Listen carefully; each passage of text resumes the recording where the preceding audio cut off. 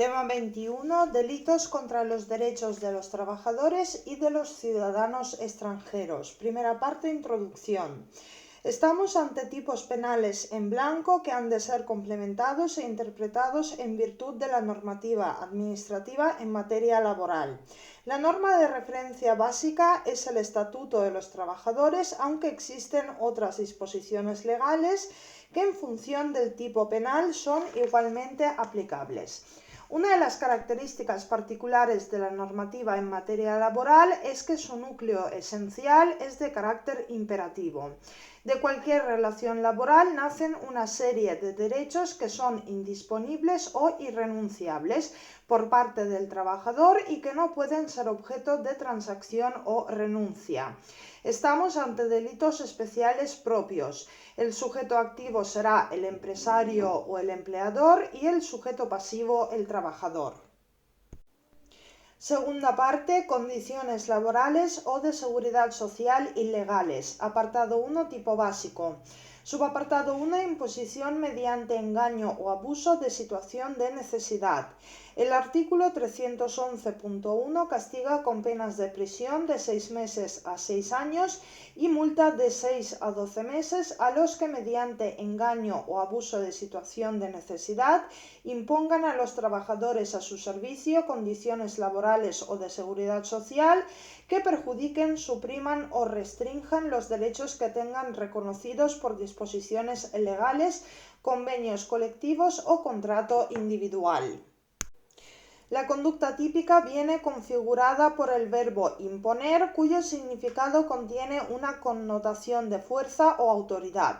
Implica la acción de obligar o hacer cumplir algo mediante el uso de la autoridad o el poder. El término imponer implica que una persona o entidad con más poder, que es el empresario o la empresa, establece su voluntad sobre otra persona o entidad que tiene menos poder, que es el trabajador. De acuerdo con el Tribunal Supremo, una imposición en este contexto hace referencia a una situación en la que el trabajador no tiene libertad de optar, porque cuando la alternativa es dejar de trabajar e irse al paro, es claro que eso no es fruto de una opción libre.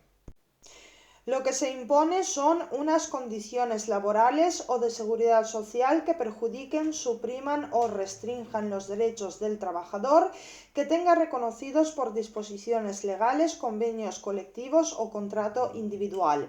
De esta forma estamos ante un delito de resultado cortado, es decir, es un tipo penal que requiere para su consumación que se impongan unas condiciones que por su naturaleza sean en sí mismas lesivas o aptas para vulnerar los derechos más elementales del trabajador, aunque no se llegue a producir de facto la lesión o el perjuicio real y efectivo para el mismo.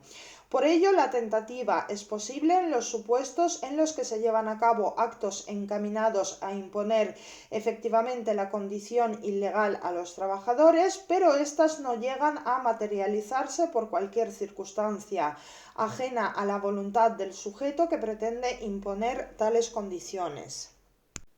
El sujeto activo solo puede ser quien ostente la categoría de empresario, empleador o equivalente, mientras que el sujeto pasivo será cualquier empleado por cuenta ajena, lo que incluye a trabajadores de facto cuyos contratos puedan ser nulos para el derecho laboral. Es un delito de consumación instantánea que se perfecciona tan pronto se imponen tales condiciones atentatorias y de efectos permanentes que se prolongan en el tiempo en tanto en cuanto se mantengan esas condiciones. No es necesario que las condiciones perduren a lo largo de toda la relación laboral. Lo que sí exige el tipo es que las condiciones mencionadas se impongan mediante engaño o abuso de situación de necesidad. El engaño en este contexto hace referencia a cualquier maniobra fraudulenta llevada a cabo por el empresario con el objetivo de inducir al trabajador a error en lo que se refiere a sus condiciones o derechos reconocidos por las leyes laborales y de seguridad social. El abuso de la situación de necesidad alude a los supuestos en los que el empresario obtiene una ventaja ilegítima de una situación de necesidad particularmente intensa y relevante del trabajador, que utiliza en su perjuicio y que va más allá de la necesidad común de un desempleado que demanda trabajo. El Tribunal Supremo tiene declarado que el abuso de estado de necesidad debe tener más consistencia que la derivada de la íncita situación de desigualdad que existe en el mercado laboral entre empleadores y trabajadores. Ahora bien, si el trabajador acepta libremente tales condiciones, la conducta será atípica. Si no hay engaño ni abuso de situación de necesidad, o el trabajador capta que está siendo engañado, o que el empresario se está aprovechando de su situación de necesidad y aún así acepta o consiente tales condiciones, no habrá delito. Es un delito doloso la necesaria concurrencia de engaño o abuso de situación de necesidad como elementos subjetivos del tipo cierra la posibilidad al dolo eventual.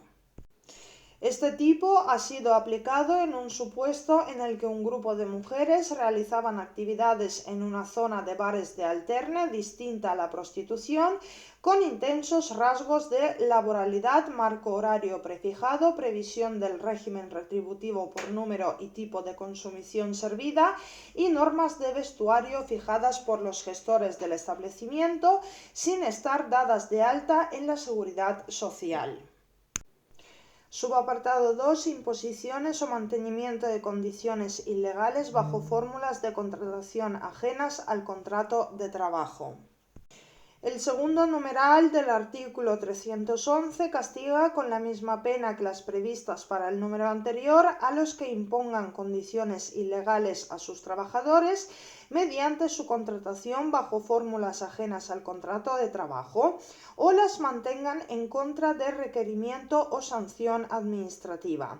Estamos ante un tipo penal que se circunscribe al ámbito de los denominados falsos autónomos y que se personaliza en la figura de los llamados riders. Este delito podemos distinguir dos diferentes modalidades o acciones típicas. Por un lado, la imposición de condiciones ilegales mediante contratación de trabajadores bajo fórmulas ajenas al contrato de trabajo y por otro, el mantenimiento de tales condiciones. En este sentido, estamos ante un tipo penal mixto alternativo, lo que implica que por aplicación del artículo 8 del Código Penal, si se establecen inicialmente esas condiciones laborales ilegales y en una fase posterior se mantienen, a pesar de las sanciones administrativas, únicamente se podrá castigar por uno de los tipos. La primera modalidad es equivalente a la definida en el apartado anterior, salvo en lo relativo a la figura del sujeto pasivo, que en este supuesto solo pueden serlo las personas que no ostenten la condición jurídica de trabajador por cuenta ajena, debido a que su relación con el empleador se lleva a cabo a través de contratos mercantiles o civiles, pero que realizan actividades laborales que materialmente se equiparan a las que llevan a cabo este tipo de trabajadores. Es decir, que la finalidad de este precepto descansa precisamente en evitar que este tipo de trabajadores autónomos desarrollen su actividad careciendo de toda autonomía en el desempeño de su labor en el seno de una organización bajo la dirección del sujeto activo del delito, materializándose en una serie de directrices similares a las definidas en una relación laboral por cuenta ajena, esto es, horarios, retribución, medios de producción, etc. Otra diferencia tiene que ver con los elementos del tipo exigidos para su comisión. En el caso anterior era necesario el engaño o el abuso de una situación de necesidad, mientras que en el presente caso se exige la utilización torticera de fórmulas de contratación encaminadas a eludir la celebración de un contrato de trabajo. La segunda modalidad contiene una estructura distinta, ya que impone como presupuesto inicial para la consumación del delito que haya existido con carácter previo un requerimiento o sanción administrativa. Ello implica que el sujeto activo de este delito debe haber dado previamente empleo al sujeto pasivo mediante fórmulas diferentes o distintas al contrato de trabajo. De esta forma, el delito se perfecciona cuando aquel mantiene tales condiciones a pesar de haber recibido un requerimiento o sanción por la autoridad administrativa. Por ello, a diferencia de la modalidad anterior, no cabría la tentativa, ya que en realidad estamos ante un delito de omisión pura o propia. Subapartado 3. Contratos de trabajo sin seguridad social o autorización. El apartado tercero del artículo 311 castiga con penas de prisión de 6 meses a 6 años y multa de 6 a 12 meses a los que den ocupación simultáneamente a una pluralidad de trabajadores sin comunicar su alta en el régimen de la seguridad social que corresponda o en su caso sin haber obtenido la correspondiente autorización de trabajo, siempre que el número de trabajadores afectados sea al menos de a. el 25% en las empresas o centros de trabajo que ocupen a más de 100 trabajadores. B. el 50% en las empresas o centros de trabajo que ocupen a más de 10 trabajadores y no más de 100. O C. la totalidad de los mismos en las empresas o centros de trabajo que ocupen a más de 5 y no más de 10 trabajadores. La conducta típica cuenta con dos modalidades comisivas alternativas. Se castiga la contratación de trabajadores sin darles de alta en la seguridad social o sin que cuenten con la pertinente autorización de trabajo. Todo ello condicionado a que concurran dos parámetros relacionados con el porcentaje de trabajadores afectados y el número de empleados que tiene la empresa. De esta forma, la distinción entre la sanción administrativa y penal tiene un carácter puramente cuantitativo, ya que si no se alcanza el porcentaje prefijado o la empresa no tiene contratado tal número de trabajadores, la conducta será atípica desde un punto de vista penal y habrá que acudir a la vía administrativa. También será atípica la contratación de trabajadores en esos porcentajes, pero en periodos sucesivos, ya que el tipo penal exige simultaneidad en la ocupación. Subapartado 4. Transmisión de empresas. El artículo 311.4 castiga con la misma pena a los que en el supuesto de transmisión de empresas con conocimiento de los procedimientos descritos en los apartados anteriores mantengan las referidas condiciones impuestas por otro. Se trata de un delito de omisión en el que la conducta típica consiste en adquirir una empresa y, siendo consciente de la existencia de condiciones ilegales impuestas a los trabajadores por el anterior empleador, no restablece la legalidad. El delito se perfecciona cuando el nuevo empresario mantiene las condiciones laborales constitutivas de delito previstas en los supuestos recogidos en los 3 primeros apartados del artículo 311.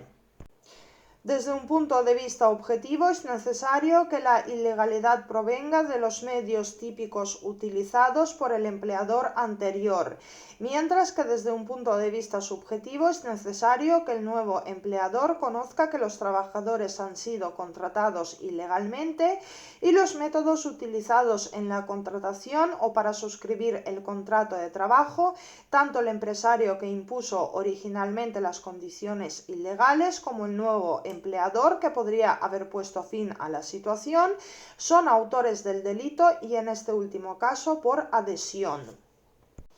Y en cuanto a supuesto agravado, el artículo 311.5 prevé pena superior en grado si las conductas reseñadas en los apartados anteriores se llevaren a cabo con violencia o intimidación. Tercera parte, empleo de personas que carezcan de permiso de trabajo. El artículo 311 bis castiga con pena de prisión de 3 a 18 meses o multa de 12 a 30 meses, salvo que los hechos estén castigados con una pena más grave en otro precepto de este código. Quien a, de forma reiterada, emplee o dé ocupación a ciudadanos extranjeros que carezcan de permiso de trabajo, o b, emplee o dé ocupación a un menor de edad que carezca de permiso de trabajo. El artículo 311 bis prevé dos modalidades comisivas distintas que varían en función del sujeto pasivo y los elementos del tipo. La acción típica en ambos casos es la misma: emplear o dar ocupación a personas que carecen de permiso de trabajo. Sujeto pasivo en el apartado A son los ciudadanos extranjeros, mientras que en el B es un menor de edad. Según el tenor literal del artículo 311 bis, en el primer caso es necesario que se dé empleo a más de un ciudadano extranjero, mientras que en el segundo es suficiente con que se contrate a un único menor de edad. Cuando se trata de ciudadanos extranjeros es necesario que la contratación tenga lugar de forma reiterada, mientras que si es un menor es suficiente con un solo acto de contratación. La reiteración que exige el primer apartado debe entenderse como equivalente a habitualidad, ya que lo que se castiga en estos supuestos no es uno o varios actos esporádicos, sino una forma habitual de operar que se ha convertido en política de empresa.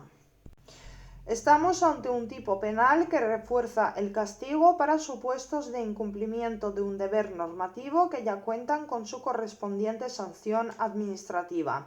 Y es que en España, a diferencia de las personas con nacionalidad española que gozan automáticamente del derecho al trabajo, los extranjeros residentes en España deben obtener un permiso de trabajo para poder ser contratados. La conducta típica en este delito consiste en dar trabajo a los denominados sin papeles, aunque no se les explote laboralmente. Sin embargo, la cláusula, salvo que los hechos estén castigados con una pena más grave en otro precepto de este código, determina el carácter subsidiario del artículo 311 bis. Estamos ante un tipo penal doloso en el que es necesario que el empleador conozca que el trabajador es extranjero o menor de edad y que en ambos casos carecen de permiso de trabajo. Es suficiente el dolo genérico sin que sea necesario ningún elemento subjetivo o intención específica adicional. Este tipo penal ha sido aplicado a dos empresarias que desde hace varios años venían ofreciendo trabajo de camareros o cocineros para su negocio de repostería a personas extranjeras sin permiso de trabajo. Cuarta parte: delitos contra derechos de trabajadores extranjeros. El bien jurídico protegido en este delito está constituido por un conjunto de intereses concretos y generales que protegen la indemnidad de la propia relación laboral. No se protege un bien jurídico individual, sino estatal, relacionado con la regulación legal de la mano de obra, que alcanza a un conjunto de intereses concretos relacionados con la indemnidad de la relación laboral. Apartado 1. Tráfico ilegal de trabajadores. El artículo 312.1 castiga con penas de prisión de 2 a 5 años y multa de 6 a 12 meses a los que trafiquen de manera ilegal con mano de obra. La conducta típica en este delito es traficar de forma ilegal con mano de obra, aunque la terminología utilizada evoca a conductas cercanas a la esclavitud. En realidad, lo que se castiga es la contratación de un trabajador sin observar los preceptos legales o los cauces reglamentarios. Dado que en estas conductas pueden ser castigadas tanto por vía administrativa como penal, un importante sector de la doctrina y la jurisprudencia entiende que el criterio delimitador se sitúa en el ánimo de lucro. Aunque el artículo 312.1 no lo exige expresamente como elemento subjetivo del tipo, el verbo traficar es sinónimo de comerciar y este significa dedicarse a la compraventa. Por lo tanto, este ánimo subjetivo específico del lucro en la intermediación delimita ambas formas de punición a favor de la vía penal, ya que añade un mayor plus de antijuricidad. El sujeto activo puede ser cualquiera, aunque generalmente será un empresario o empleador, y el sujeto pasivo es el trabajador con el que se trafica. Es un delito de mera actividad que no exige para su perfección que el sujeto activo logre su objetivo, ni que de la contratación se derive un perjuicio efectivo para el trabajador. Apartado 2. Reclutamiento de personas bajo condiciones de trabajo engañosas o falsas o encaminadas al abandono del puesto de trabajo. El artículo 312.2 castiga con la misma pena a quienes recluten personas o las determinen a abandonar su puesto de trabajo ofreciendo empleo o condiciones de trabajo engañosas o falsas. En este tipo penal coexisten dos modalidades típicas distintas. 1. Reclutar a personas ofreciéndoles empleo o condiciones de trabajo engañosas o falsas. Y 2. Determinar a personas a abandonar su puesto de trabajo mediante tales ofrecimientos. El sujeto activo en ambas modalidades típicas puede ser cualquiera, ya que el artículo 312.1 no exige que la persona que recluta o determina a otro a abandonar el puesto de trabajo sea la misma que contrata o da empleo. El sujeto pasivo tiene que ser necesariamente un trabajador. El artículo 312 viene configurado como un delito de resultado. En la primera modalidad delictiva, el delito se consuma una vez que se realiza el reclutamiento de los trabajadores mediante el ofrecimiento de condiciones engañosas o falsas. Reclutar consiste en lograr la aceptación del trabajador para desempeñar el trabajo. En la segunda modalidad, el delito se consuma cuando mediante tales ofrecimientos se determina, esto es, se convence al trabajador en activo para que abandone de forma efectiva el puesto de trabajo que venía ocupando. Por condiciones de trabajo engañosas o falsas se entiende que el empleo ofrecido no existe, que es muy diferente al que se anuncia o que se ofrece en unas condiciones que no se ajustan a la realidad.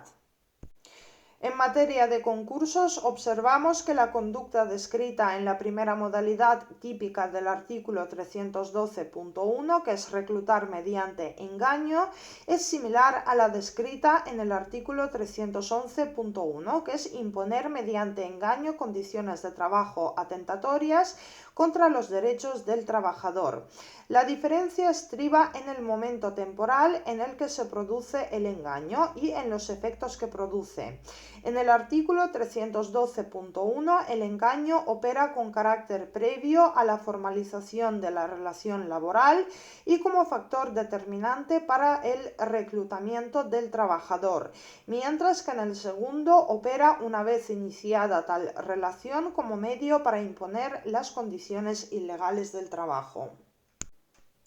Apartado 3. Explotación laboral. El artículo 312.2 castiga con la pena prevista en el apartado anterior a quienes empleen a súbditos extranjeros sin permiso de trabajo en condiciones que perjudiquen, supriman o restrinjan los derechos que tuviesen reconocidos por disposiciones legales, convenios colectivos o contrato individual. La conducta típica es emplear súbditos extranjeros sin permiso de trabajo. Es necesario que la contratación se lleve a cabo en condiciones que perjudiquen, supriman o restrinjan los derechos que tuviesen reconocidos los trabajadores por disposiciones legales, convenios colectivos o contrato individual.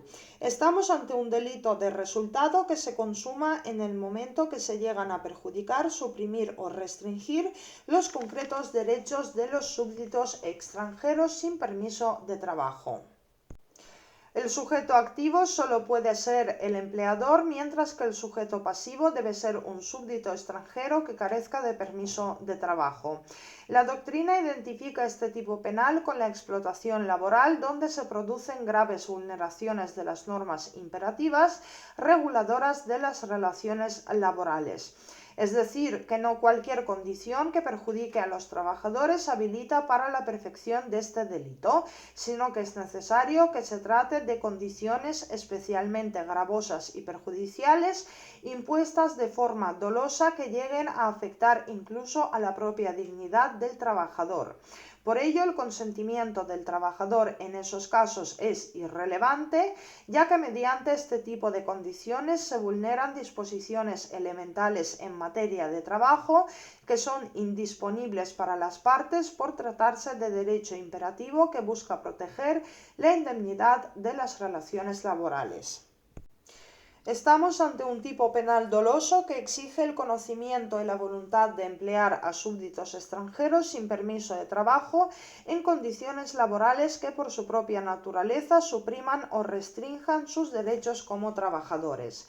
En materia de concursos, también el artículo 312.2 castiga un comportamiento muy similar al previsto en el artículo 311. La diferencia estriba en las personas que pueden ser sujeto pasivo. El artículo 312.2 se ha aplicado en el caso de un inmigrante ilegal que por el deseo de obtener permiso de residencia firmó un contrato como trabajador doméstico sin retribución económica, trabajando únicamente por la manutención.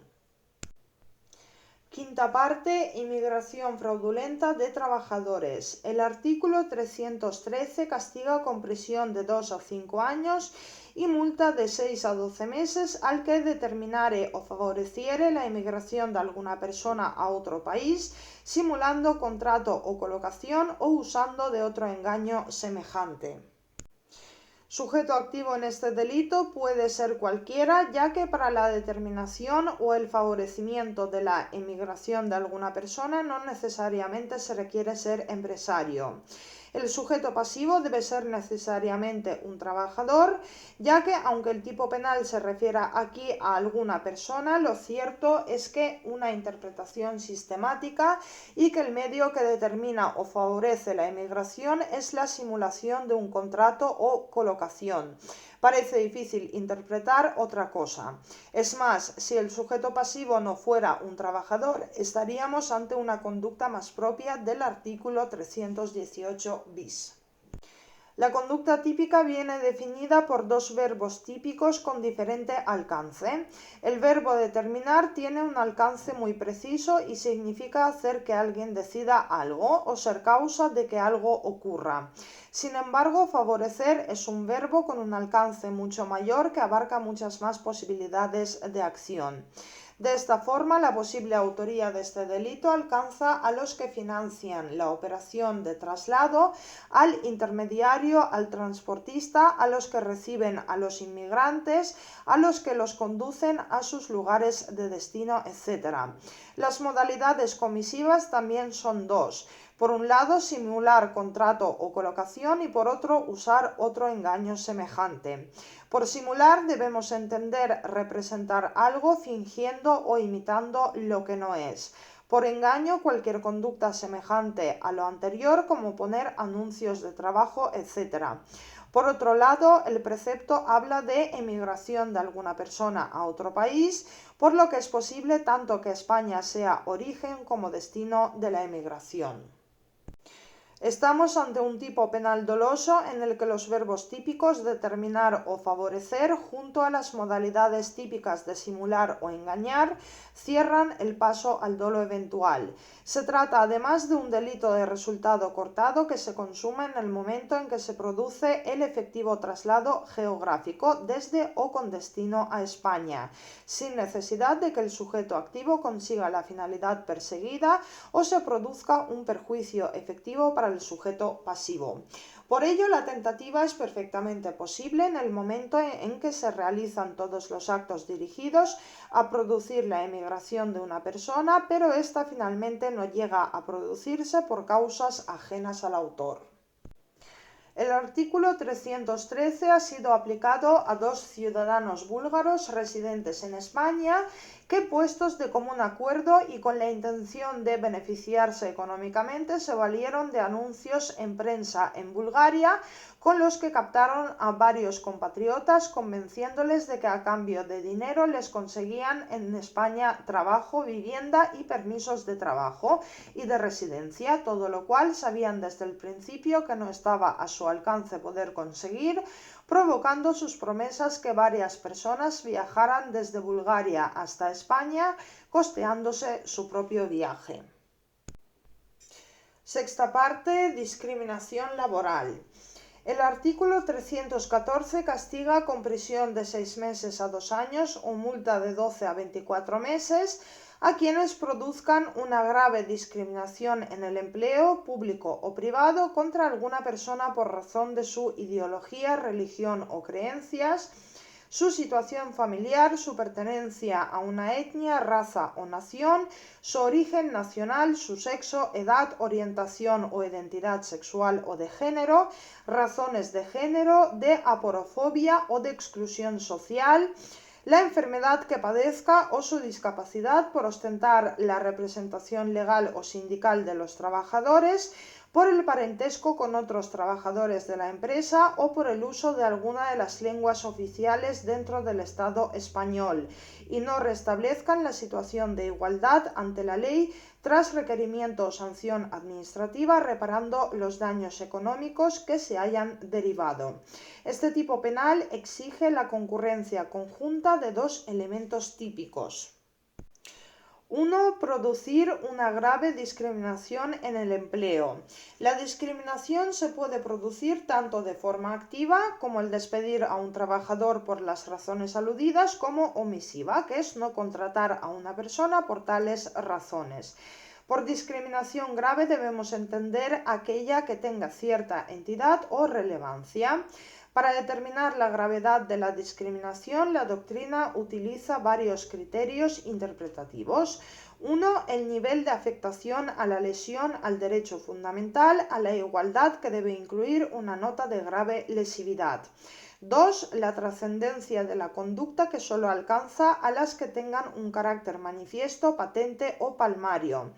3. La diferencia entre lo que se considera un trato justo y el trato recibido. 4. El grado de repugnancia del motivo de la discriminación. Y 5. La clasificación legal que proporciona la vía administrativa. El segundo elemento típico es no restablecer la situación discriminatoria tras requerimiento o sanción administrativa. Se discute si el requerimiento como la sanción debe ser administrativo o puede adoptar otras formas. Gramaticalmente se puede sostener que solo se refiere a la sanción. Sin embargo, aceptar cualquier otro tipo de requerimiento que no alcance la fuerza al menos de un acto o resolución administrativa abre demasiado el abanico de posibilidades y establece un desequilibrio formal entre la sanción administrativa, que exige un proceso y una resolución, y cualquier otro tipo de requerimiento en el que no se acredite formalmente y con todas las garantías que ha existido esa grave discriminación. Se exige además que se reparen los daños económicos que se hayan derivado de tal discriminación. El legislador ofrece aquí un numerus clausus con un elenco de motivos discriminatorios algo más amplio que el previsto en otros preceptos del Código Penal de similar naturaleza. El sujeto activo en este delito debe ser necesariamente el empleador, ya que en el contexto de una relación laboral es el único que, en su posición de superioridad, puede adoptar medidas que supongan una grave discriminación en el trabajo.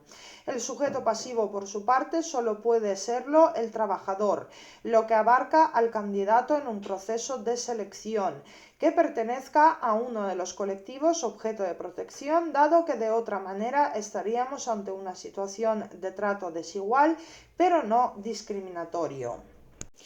El delito no se consuma mediante la generación de una situación de grave discriminación, sino cuando se omite el requerimiento o sanción administrativa que exige el restablecimiento de la igualdad, lo que configura este tipo penal como un delito de desobediencia, en el que la resolución administrativa previa constituye un requisito de procedibilidad.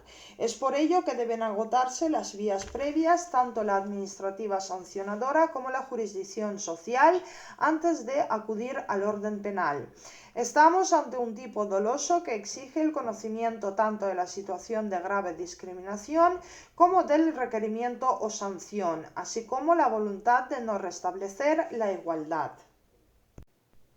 Séptima parte: delitos contra la libertad sindical y derecho de huelga. Apartado 1, tipo básico. El artículo 315.1 castiga con prisión de 6 meses a 2 años o multa de 6 a 12 meses a los que mediante engaño o abuso de situación de necesidad impidieren o limitaren el ejercicio de la libertad sindical o el derecho de huelga. La conducta típica consiste en impedir o limitar el ejercicio de tales derechos. Por impedir debemos entender negar por completo esos derechos, dejarlos sin contenido, imposibilitar su ejercicio o ejecución. Limitar por su parte implica obstaculizar o restringir ilegalmente el ejercicio de esos derechos. Las modalidades comisivas, que son las que delimitan el ilícito penal del administrativo, son el engaño y el abuso de situación de necesidad. Sujeto activo en este delito puede ser cualquiera, ya que no es necesario ser empresario para poder cometer el delito. El sujeto pasivo, por su parte, debe ser necesariamente el trabajador, ya que estamos ante derechos propios de los trabajadores, tanto en su concepción individual como colectiva. El artículo 315 ha sido aplicado a dos empresarios que advirtieron a los trabajadores de que si apoyaban al comité de empresa y no retiraban las denuncias ante la inspección de trabajo, despedirían a trabajadores que venían concatenados sucesivos contratos temporales y que se encontraban en una supuesta lista negra. Apartado 2. Supuesto agravado. El artículo 315 prevé un tipo agravado, prisión de 1 año y 9 meses hasta 3 años o multa de 18 meses a 24 meses si las conductas reseñadas en el apartado anterior se llevaren a cabo con coacciones. Lo único que varía con el tipo anterior es el modus operandi, que en este caso exige las coacciones. Tanto la doctrina como la jurisprudencia exigen que la coacción sea contundente y suficiente para impedir o limitar tales derechos, situando el límite mínimo en el delito de coacciones leves. Octava parte. Infracción de normas de prevención de riesgos laborales. Apartado 1. Infracción dolosa de las normas de prevención de riesgos laborales. El artículo 316 castiga con penas de prisión de 6 meses a 3 años y multa de 6 a 12 meses a los que, con infracción de las normas de prevención de riesgos laborales y estando legalmente obligados, no faciliten los medios necesarios para que los trabajadores desempeñen su actividad con las medidas de seguridad e higiene adecuadas, de forma que pongan así en peligro grave su vida, salud o integridad física. Con respecto al bien jurídico protegido en este delito, encontramos varias posturas doctrinales. La mayoritaria considera que se trata de un bien jurídico autónomo de carácter supraindividual donde se protege la seguridad y salud en el trabajo. Otros autores defienden la naturaleza individual del bien jurídico protegido que se materializa en la vida, salud e integridad física del trabajador. Finalmente, encontramos una postura que podríamos calificar intermedia que define la naturaleza mixta del bien jurídico protegido. Esta postura tiene en cuenta tanto los intereses colectivos referidos a la seguridad e higiene en el trabajo como los individuales, en la medida que aquellos se proyectan sobre intereses individuales relativos a la vida y salud de los trabajadores. El Tribunal Supremo se decanta por la primera postura al afirmar que el artículo 316 protege un bien jurídico autónomo y por tanto independiente de la efectiva lesión que en todo caso merecería calificación independiente. El sujeto activo en este delito debe ser aquel que esté legalmente obligado a facilitar esos medios, un delito especial propio que atribuye a los legalmente obligados la posición de garante. La conducta típica consiste en no facilitar los medios necesarios para que los trabajadores desempeñen su actividad con las medidas de seguridad e higiene adecuadas. La primera parte, que es no facilitar, identifica la naturaleza omisiva de este tipo penal en su modalidad de comisión por omisión. Por otra parte, por medios necesarios, conforme a la jurisprudencia consolidada, debemos entender no solo los medios materiales como equipos de protección individual y colectiva, sino también los deberes de vigilancia, formación e información del sujeto legalmente obligado. El artículo 316 exige que se den los siguientes elementos objetivos del tipo: a. infracción de las normas de prevención de riesgos laborales. Se trata de una norma penal en blanco que remite a la legislación administrativa en materia de seguridad laboral. El criterio material para ciertos autores y parte de la jurisprudencia se configura por cualesquiera normas que contengan prescripciones en materia de seguridad laboral. Sin embargo, algunas sentencias apuntan solamente a las infracciones más graves previstas por la normativa en materia de prevención de riesgos laborales con entidad suficiente para generar un riesgo grave para la vida, salud o integridad física de los trabajadores. Y B, de forma que pongan así en peligro grave su vida, salud o integridad física. Estamos ante un delito de peligro concreto en el que se requiere un resultado, pero no en forma de lesión, sino de generación de un riesgo grave para la vida, salud o integridad física del trabajador.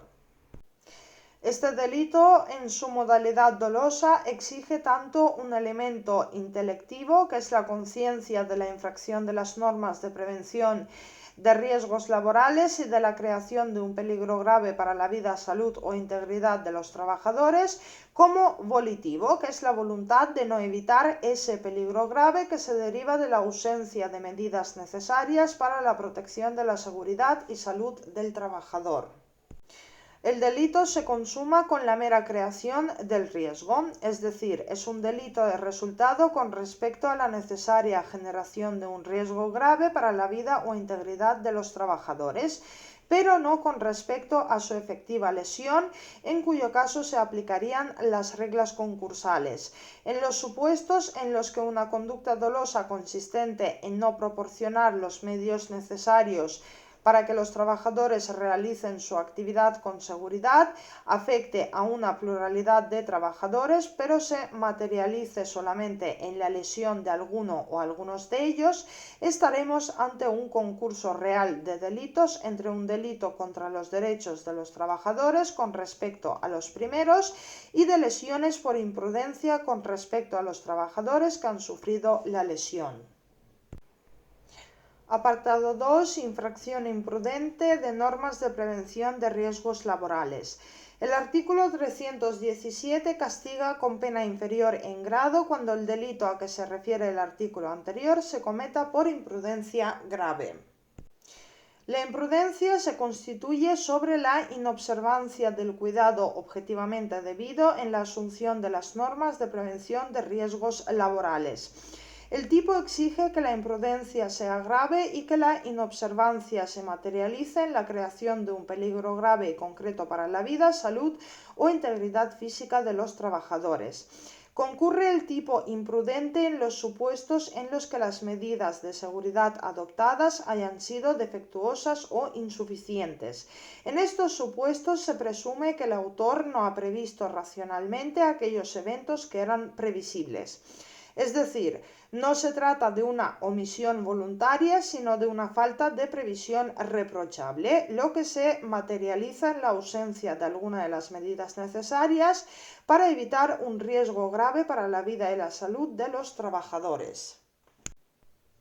Novena parte. Responsables por hechos atribuidos a personas jurídicas. De acuerdo con el artículo 318, cuando los hechos previstos en los artículos de este título se atribuyeran a personas jurídicas, se impondrá la pena señalada a los administradores o encargados del servicio que hayan sido responsables de los mismos y a quienes, conociéndolos y pudiendo remediarlo, no hubieran adoptado medidas para ello. En estos supuestos, la autoridad judicial podrá decretar, además, alguna o algunas de las medidas previstas en el artículo 129 de este Código. En los delitos contra los derechos de los trabajadores no se ha establecido la responsabilidad penal de las personas jurídicas. Sin embargo, el artículo 318 identifica a las personas responsables en los supuestos de que el sujeto activo en cualquiera de los delitos vistos sea una persona jurídica. Décima parte. Delitos contra derechos de ciudadanos extranjeros.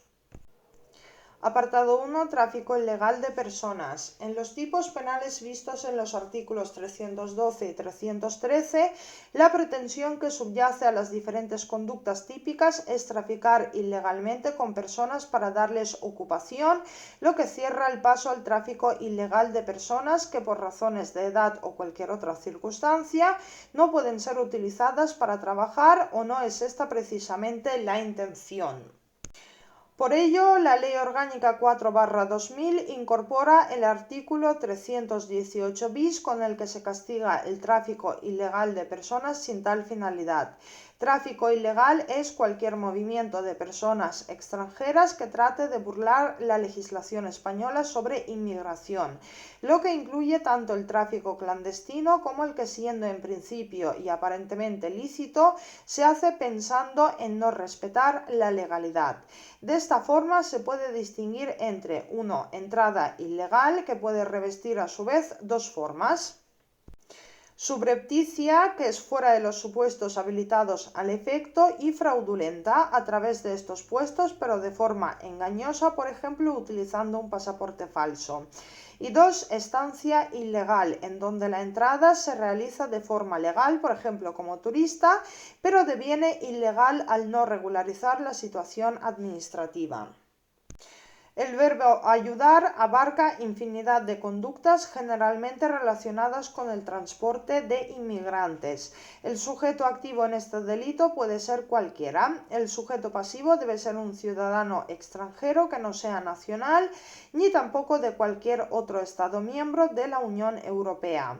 La ilegalidad constituye, por tanto, un elemento normativo del tipo, por lo que es necesario acudir a la normativa administrativa de referencia, lo que distingue la vía penal de la administrativa según la sentencia del Tribunal Supremo 378/2011. Es ese plus de antijuricidad que se da en los supuestos en los que el tráfico afecta al cuidado y respeto de los derechos de los extranjeros y de su dignidad en tanto seres humanos, y de esta manera, a través de este delito de peligro abstracto, se trata de evitar que sean tratados como objetos clandestina y lucrativamente, con clara lesión de su integridad moral.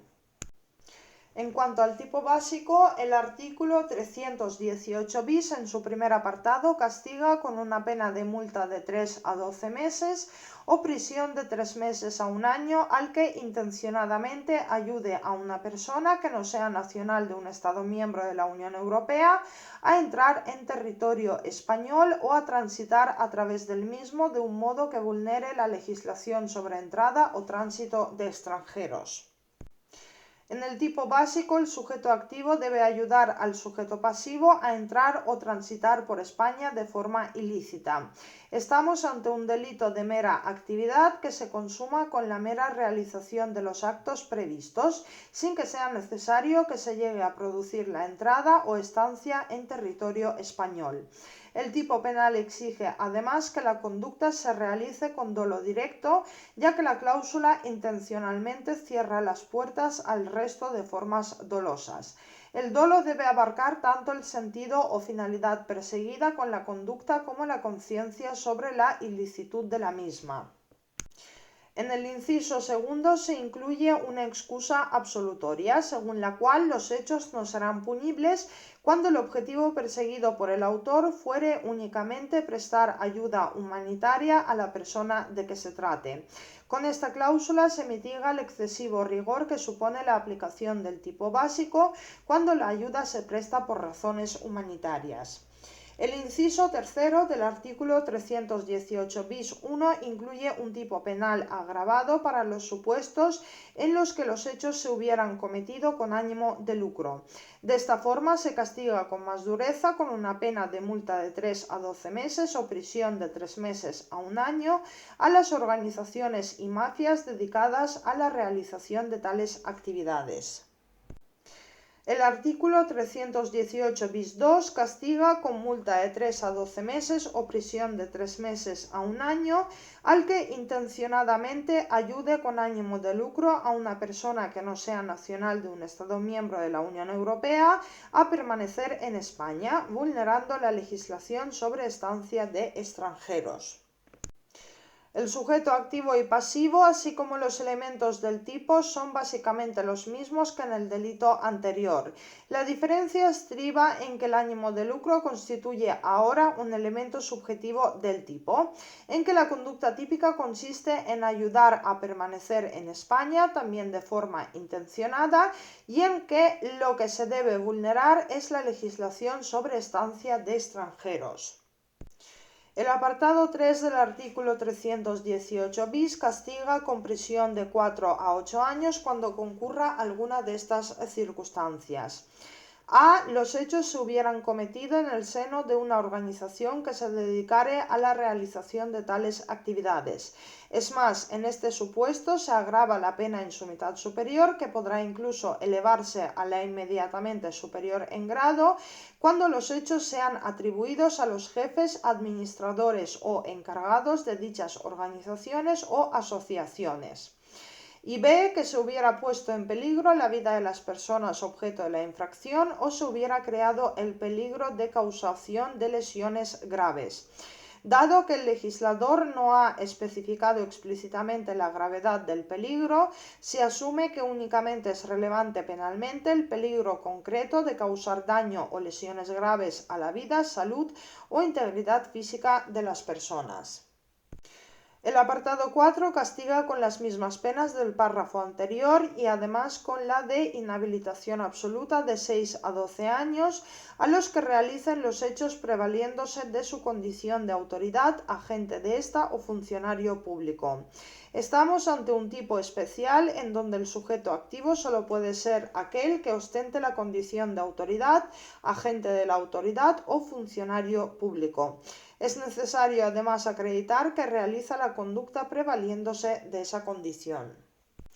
El apartado 5 del artículo 318 bis recoge las sanciones aplicables a los supuestos en los que se atribuya la responsabilidad del delito a una persona jurídica, cuando, de acuerdo con lo establecido en el artículo 31 bis, una persona jurídica sea responsable de los delitos recogidos en este título. Se le impondrá la pena de multa de 2 a 5 años o la del triple al quíntuple del beneficio obtenido si la cantidad resultante fuese más elevada. Este precepto, en su inciso segundo, también prevé que, atendidas las reglas establecidas en el artículo 66 bis, los jueces y tribunales podrán asimismo imponer las penas recogidas en las letras B a la G del apartado 7 del artículo 33. Y por último, el legislador incluye un supuesto atenuado en el apartado 6, según el cual los tribunales, teniendo en cuenta la gravedad del hecho y sus circunstancias, las condiciones del culpable y la finalidad perseguida por éste, podrán imponer la pena inferior en un grado o la respectivamente señalada. La atenuación de la pena es facultativa.